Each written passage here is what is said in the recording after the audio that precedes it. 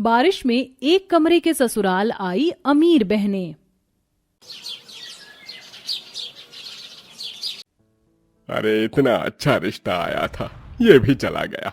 पता नहीं कब सपना की शादी होगी। सपना के कारण हमारी 3 बाकी बेटियां भी अब तक कुंवारी बैठी हैं। इस सपना के काले रंग ने तो मेरी बाकी बेटियों की खुशियों को मोहर लगा दिया है। माँ, जब दीदी की शादी काले रंग की वजह से नहीं हो रही है तो आप हमारी शादियां करवा दीजिए। आप दीदी के चक्कर में हमारी जिंदगी क्यों बर्बाद करते जा रहे हैं? ये सपना तो हमारे जीवन में मनहूसियत बनकर आई है। जब से ये पैदा हुई है तब से इस घर में मनहूसियत ही छाई हुई है। अपने परिवार के मुंह से अपने लिए ऐसी जली कटी बातें सुनकर काली सांवली सपना काफी दुखी हो जाती है।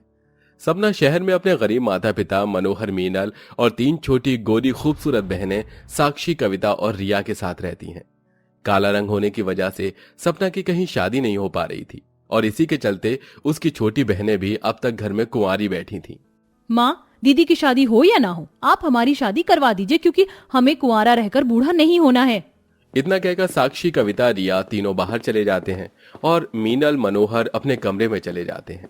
भगवान जी, क्यों मेरा रंग इतना काला है? क्यों मैं अपने ही परिवार की खुशियों की बर्बादी का जरिया बन गई?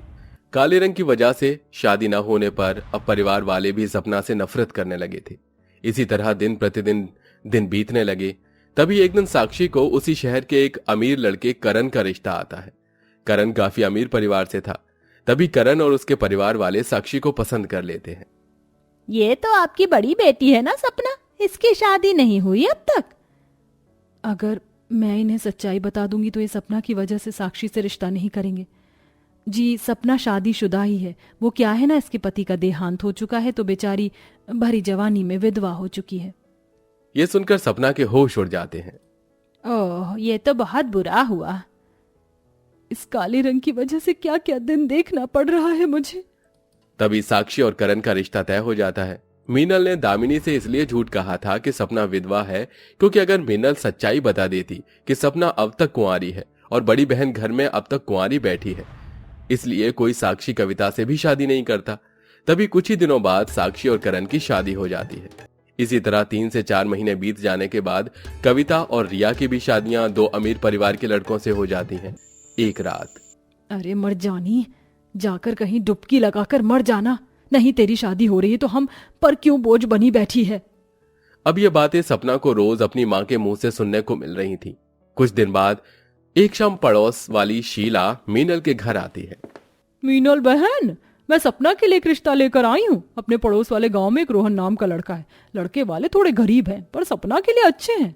अरे भाभी, लड़के वाले चाहे जैसे भी हो, हमें कोई परेशानी नहीं है।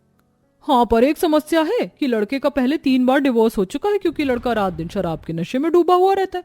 पर उसके माता पिता वो अच्छे हैं। मुझे कोई आपत्ति नहीं है काकी, आप बस लड़के वाले को यहाँ ले आइए। काले रंग की वजह से शादी न होने पर सपना इतनी मजबूर हो चुकी थी कि वो एक ऐसे लड़के से शादी करने का फैसला ले लेती है जिस लड़के के जीवन का ही कोई भरोसा नहीं था। तभी अगले ही दिन शीला पड़ोस के गांव में रहने वाले गरीब शराबी लड़के रोहन और उसके माता पिता उर्मिला दर्पण को लेकर मनोहर के घर आती है। रोहन यहाँ भी शराब पीकर आया था। तभी दोनों परिवार में बातचीत होने के बाद 2 ही दिन बाद सपना और रोहन की शादी हो जाती है। शादी की पहली रात सपना पड़ोस के गांव में अपने छोटे से कमरे के झोपड़ी ससुराल में थी। सपना के ससुराल वाले बहुत गरीब थे और उनका घर एक कमरे का ही बहुत ही कच्चा और कमजोर झोपड़ा था।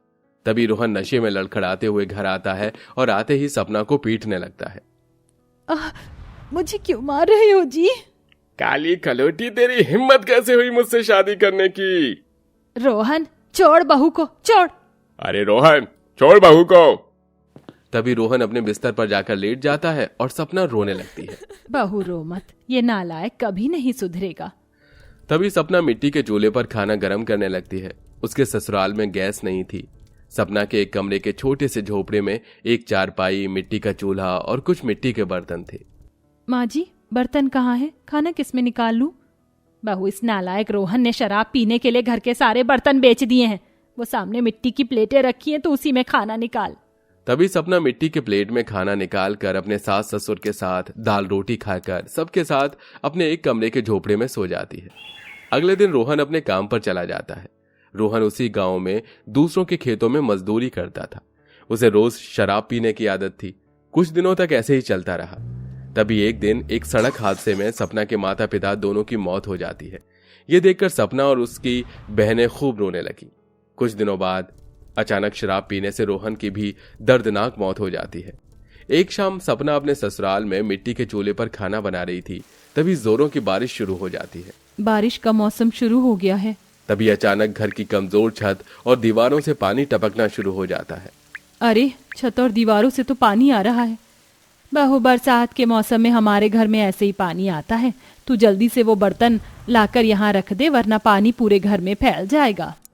सपना घर में जगह जगह बर्तन रख देती है, जिसके बाद पानी बर्तनों में जमा होता जाता है। इसी तरह कुछ दिन बीत जाते हैं। अब सपना के घर का राशन भी खत्म हो चुका था। एक रात, माँ जी, घर का राशन तो खत्म हो चुका है, अब क्या करें? पास में पैसे भी नहीं हैं। अरे अब कल से मुझे ही गांव में जाकर कहीं काम करना होगा। नहीं बापूजी, आपसे इस उम्र में कैसे कोई काम होगा? अपनी पड़ोसन जान की बहन है ना, वो रोज खेतों में मजदूरी करने जाती हैं। कल से मैं भी उनके साथ खेतों में काम करने जाऊंगी। अगले दिन से सपना अपनी पड़ोसन जानकी के साथ दूसरों के खेतों में जाकर 100 रुपए रोज से कड़ी मजदूरी करने लगी और अपने परिवार के लिए 2 वक्त की रोटी की व्यवस्था करने लगी। इसी तरह कई दिन तक चलता रहा। एक दिन सवेरे सपना की तीनों गोरी बहनें सपना के गांव आती हैं। वो तीनों साक्षी की महंगी कार में सपना के झोपड़े घर के बाहर आती हैं। ओह, कितनी गंदगी है यहाँ। मुझे तो यहाँ सांस भी नहीं लिया जा रहा है। सपना की ये बहनें पहली बार सपना के गांव और उसके ससुराल आई थी। तीनों उस झोपड़े घर के अंदर आते हैं तो अंदर सपना के ससुराल की गरीबी हालत देखकर तीनों के होश उड़ जाते हैं। ये घर है या कचरे का ढेर? ये सपना का ससुराल है। अरे तुम तीनों आओ आओ। उर्मिला तीनों को चारपाई पर बिठाती है। दीदी, हमारे घरों की तो टॉयलेट भी इस घर से अच्छी है। सपना दीदी यहाँ कैसे रह पाती होंगी? वो सपना ना खेत में काम करने गई है। क्या दीदी खेतों में काम करती हैं? हाँ, वो रोहन के जाने के बाद इस घर की जिम्मेदारी सपना ने ही उठा ली है। हम रानियों की तरह अपना जीवन बिता रहे हैं और हमारी बहन इतना दर्दनाक जीवन बिता रही है। तभी अचानक बाहर तेज बारिश शुरू हो जाती है और बारिश के कारण घर में पानी टपकने लगता है। ओह शिट, यहाँ तो छत से पानी आ रहा है। कैसे रहते हो आप लोग इस घर में? यहाँ तो बारिश का पानी घर के अंदर आ रहा है। बेटा, यही हम गरीब की जिंदगी है। हमें तो इन सब की आदत हो चुकी है। तुम यहाँ मटके के पास बैठ जाओ, यहाँ पानी नहीं लगेगा। मैंने पड़ोस के बच्चे को भेजा है, वो सपना को लेकर आता ही होगा। तीनों अमीर बहनें उस घर में पल भर में ही परेशान हो चुकी थी। सपना पानी में भीगते हुए फटी पुरानी साड़ी पहने घर के अंदर आती है। अपनी बहन का ये अवतार देखकर तीनों की आंखों में आंसू आ जाते हैं। अरे, तुम तीनों कब आई? थोड़ी देर पहले ही आए हम दीदी। मैं तुम तीनों के लिए चाय बना देती हूँ।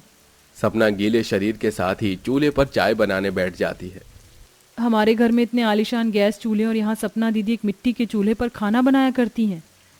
हमारी दीदी कितनी तकलीफ में है। थोड़े समय बाद सपना तीनों को गर्मा गर्म चाय देती है। दीदी, आप कितना तकलीफ भरा जीवन बिता रहे हो इस घर में। हमें आए 1 घंटा भी नहीं हुआ तो यहाँ हमारा दम घुटने लगा। आप कैसे रहते हो दीदी यहाँ?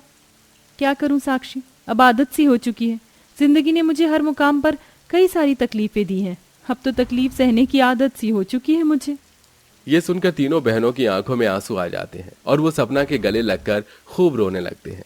दीदी, हम तो महलों में रानियों की तरह अपना जीवन बिता रहे हैं और आप यहाँ ऐसे इतना तकलीफ भरा जीवन बिता रहे हो। हमें अंदाजा भी नहीं था दीदी कि आप इतनी तकलीफ में हो। अब हम आपको और तकलीफ में नहीं रहने देंगे दीदी। हम आपकी सारी परेशानी दूर कर देंगे।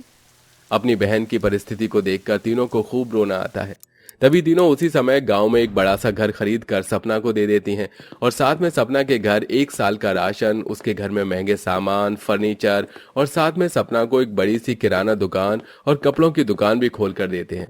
जिसके बाद सपना कपड़ों का कारोबार करके और दर्पण किराना शॉप चलाकर खुशी खुशी सपना, दर्पण और उर्मिला अपना जीवन बिताने लगे।